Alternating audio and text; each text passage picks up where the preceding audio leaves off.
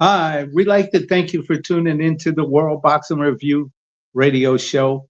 My name is Aaron Snowell. They call me the Hall of Fame trainer of champions. I would travel the world for past, present, and future stars. Coming to you live from Tampa, Florida.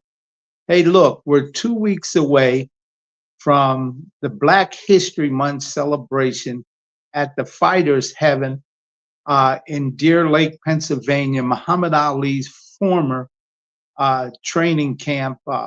Mike Madden and Nick Stefanik. They allow us, and we teamed up with them in order to celebrate Black history for the contribution that African American made uh, in American history.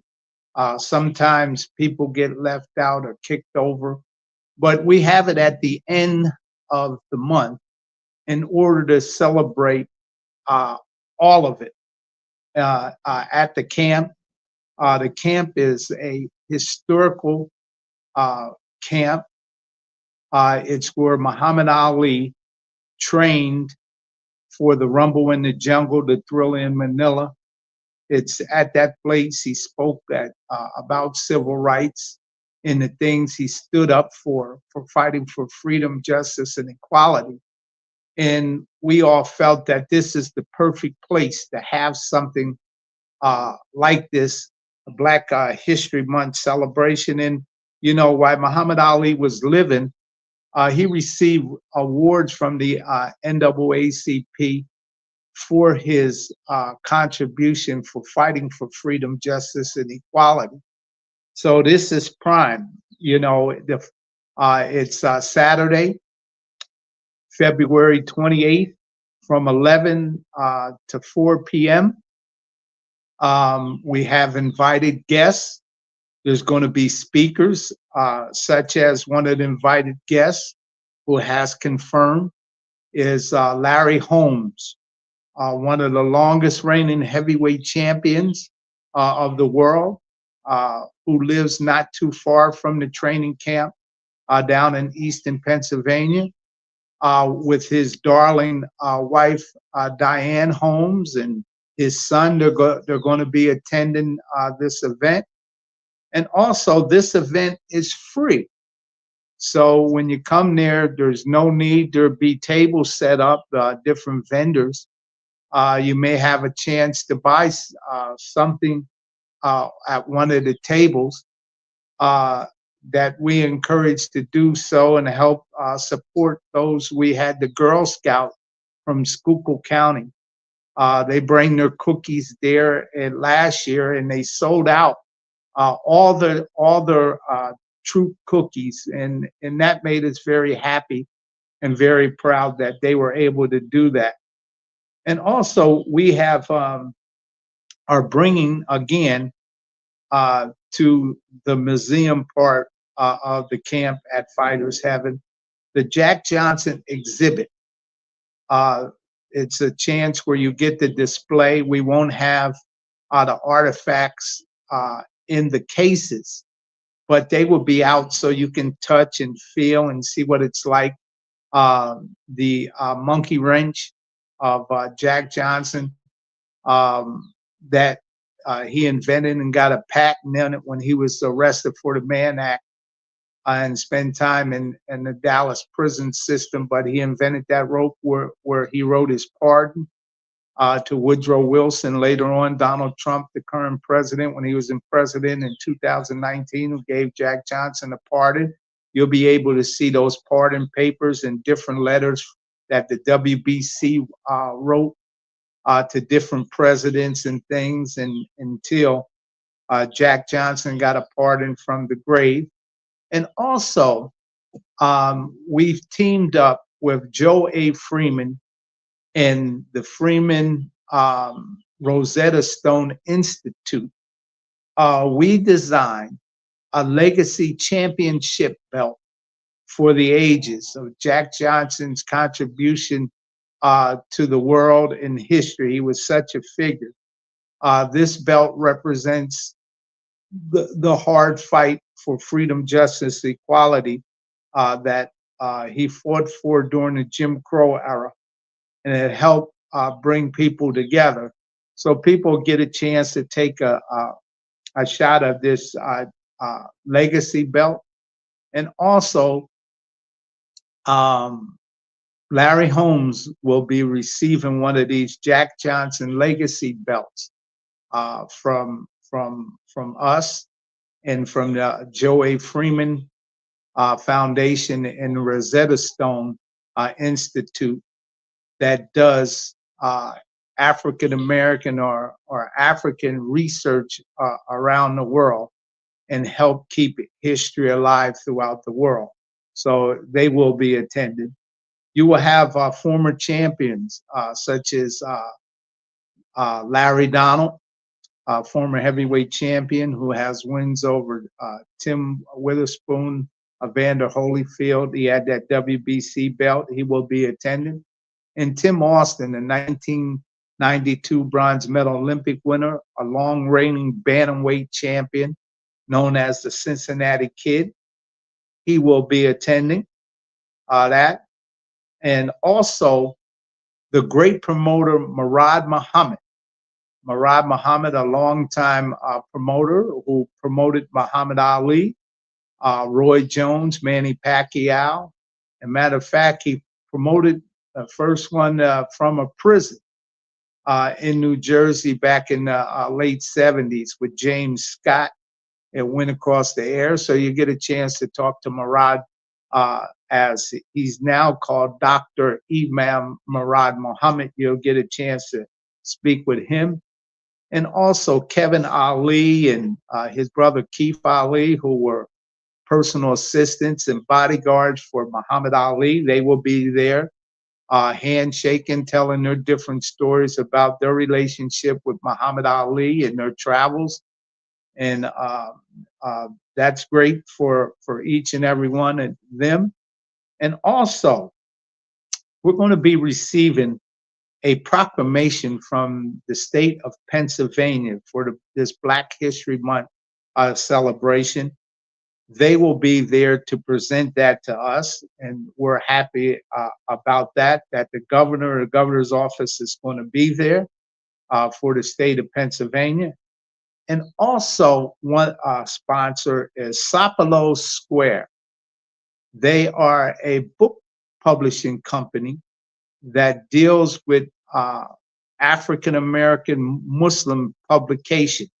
They do this around the world, and we're happy to have them a part of our team. And also the WBC, the WBA, the IBF, the WBO, for their great support of this great month of Black History Month, all the contributions that African Americans have did and done for the sport of boxing. They're a part of this. And also the Schuylkill County NAACP. They are a part of this program and a part of the sponsorship that goes along with it. And also the Schuylkill County Islamic Society. They are also a part of this, and we want to wish them the best as Ramadan is fastly approaching us, and they're still going to come there and we're going to be able to put food in containers for later on and that afternoon as they're fasting, and we're all praying is that later on they can break their fast with some of the food that we will be selling. And all the food, soul food, that we will be handing out is prepared by Rose Snowell, Gail Muhammad, and Darlene Snowell, my sisters, my family, my mother, all of them get together to give people a delicious deal, and everybody always screams and shouts about how great this food is. And our great sponsor, Rabina and her family, her husband and them, all the work that they do, and the imams from the Schuylkill County Islamic Society, all the effort they do to make this event such a great event. And also those that are traveling far, such as the Rochester Boxing Hall of Fame with Larry Leotti and his team and kids that are going to be there to support this effort. And the historical note, you know, Muhammad Ali is um, part of their Hall of Fame, and he's inducted in there. And also, they always invite us with the Jack Johnson exhibit there to the Rochester induction night. So we attend there, and also Craig Hawk, who's president from the Indiana Boxing Hall of Fame in Indiana, where Muhammad Ali and myself, we went in, Jose Suleiman at the same time. He's traveling there to the camp to support this Black History Month celebration and for the contributions that African Americans did to the sport of boxing. And also in their traveling from Atlantic City, Gil Jasper and um, Sergeant Johnson, Vander Johnson's father, who's a trainer coach, the police pal. They will be journeying there with their coaches and some of their boxers that are on Atlantic City Police pal. Also from Philadelphia, Lynn Carter and her crew. Lynn will be putting on a boxing judge seminar to teach people about how to judge a fight properly. And then at the end, the people will be able to judge some fight with different scorecards that she's going to have there. So to show what the judges, how they do it, and what to be expected the next time to hear it from the professional. And also the great Tony Leaks, who has refereed many great fights, such as Mayweather, Pacquiao, and many, many more. He's going to be there to put on a referee seminar along with Harvey Dock, who just recently Shakur Stevenson fight with Telavita Lopez, who refereed that fight. He will be there also. So you'll get a chance to hear from them straight from their mouths about refereeing and judging and their contribution as African Americans to the great sport of boxing. And also so many other people that have contributed to African American history will be there, and we'll have an open mic session where people get a chance to tell their stories about Muhammad Ali or Jack Johnson or anyone in boxing at the open mic segment. So we look forward to each and every one of you coming there. Again, the event is free and the parking is down the hill, and there'll be buses run up and down the hill. We're trying to keep up all the campgrounds secure because of different fire codes and stuff like that. So the buses will bring you up and down from the hill, and they run around in a circle. So all if they're not one there, you just have to wait, and they'll bring you up here. And again, it's all free. But hey, look, as we move forward, there's been different announcements that are going on.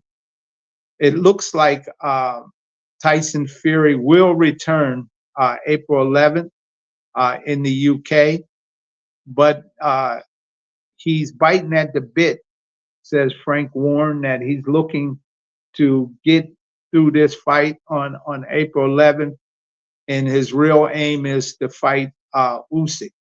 So you know what they say, be careful, is that when you got one fish in your mouth, you have to take care of that one, or you look down in the water, you think you see a bigger fish, which is a reflection of the fish you got in your mouth, and next thing you know, you drop the fish that you already had.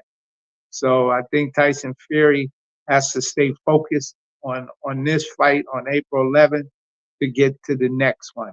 And as that heavyweight picture keeps on developing and shaping up, it looks like Wardley and Daniel Dubois are going to face each other, in a matchup for the WBO heavyweight championship of the world. Yarley, if you can recall, who is 21 and 19 knockouts he knocked out his last opponent, Joe Parker, in the 11th round for a victory, which was an exciting fight, an exciting knockout. And also Daniel Dubois, who's 22 and 3 with 21 knockouts.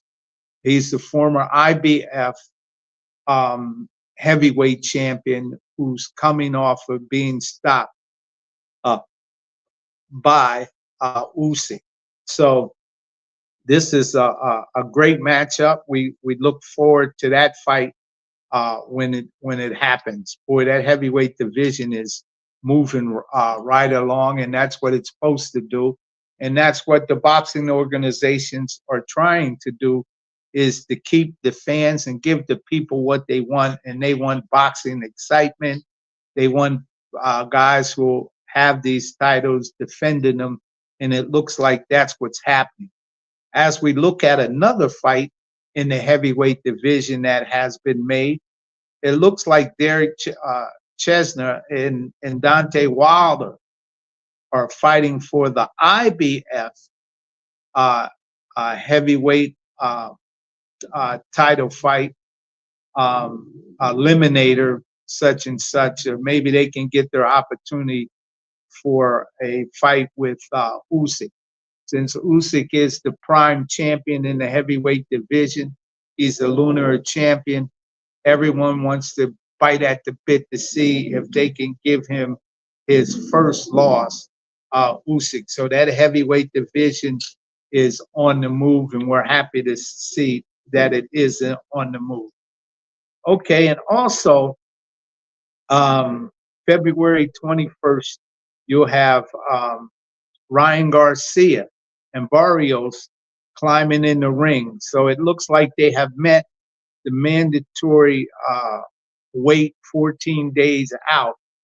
So Barrios was 153 and Ryan Garcia was 154 for that 14-day weight check to make sure that they're not too far out of the weight and try to come down for health reason. That fight's going to be on the DAZN at the T-Mobile Arena in Las Vegas, and I can't wait to that fight to come off, because Shakur Stevenson, he's yelling and biting at the bit about fighting Ryan Garcia, and I think that's a great matchup.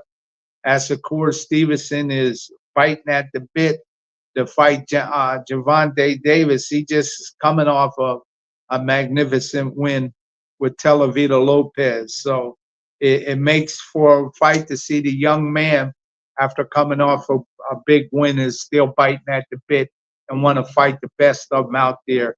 And that speaks for something special for Shakur Stevenson. It looks like he's staying focused on boxing and don't get into the name calling with the boxing organization. And I think that's good, because don't tear down bridges that you may have to cross over again. And I believe that he's adjusting that conversation in order to stay focused and keep on winning and keep on defending those championships and those titles. Just a few weeks ago, Floyd Mayweather, announced a $340 million lawsuit against Showtime Stephen Espinosa, a longtime advisor, Al Heyman, for misdirection of funds of Mayweather he believes are from the Conor McGregor fights. And so it looks like, it was saying that Floyd Mayweather was experiencing financial trouble. And it looks like they're combing through the records to see if they can pick up pennies. And when you're doing something big, the pennies turn into millions. And it looks like they have found something, and it looks like some things are missing from the conversation and about the lawsuit.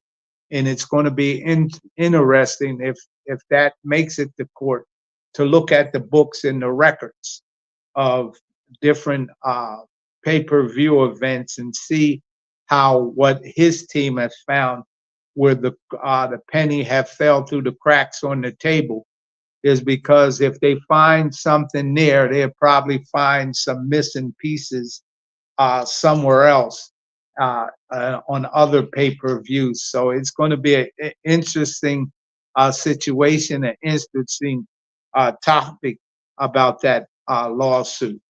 And also, Canelo Alvarez is set for his return in September in Saudi Arabia. And boy, they're trying to get Terrence Crawford out of retirement, but Terrence Crawford is holding on to his guns and saying he's retired. And hats off to him if he feels that at this point he accomplished everything that he wanted to accomplish in boxing. Why not?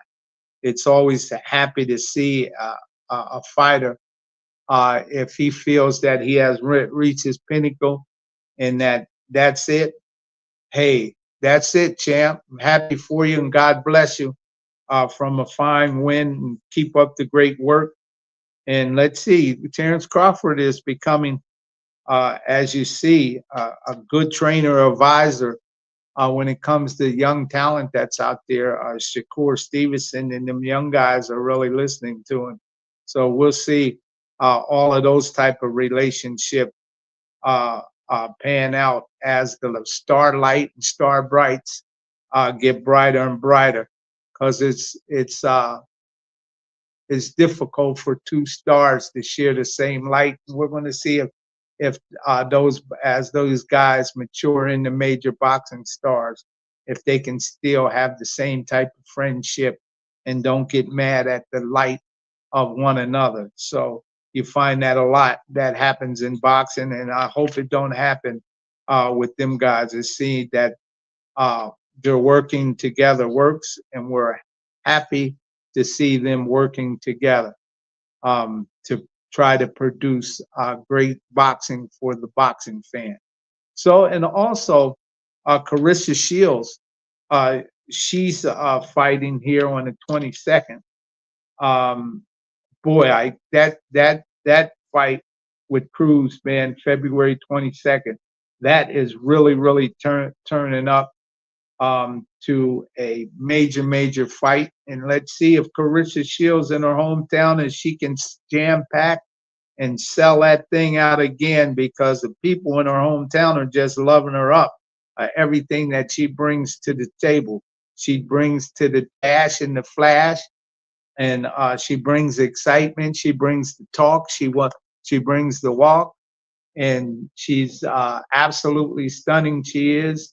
So let's see the GOAT, as she always says she is. She's the GOAT of women's boxing.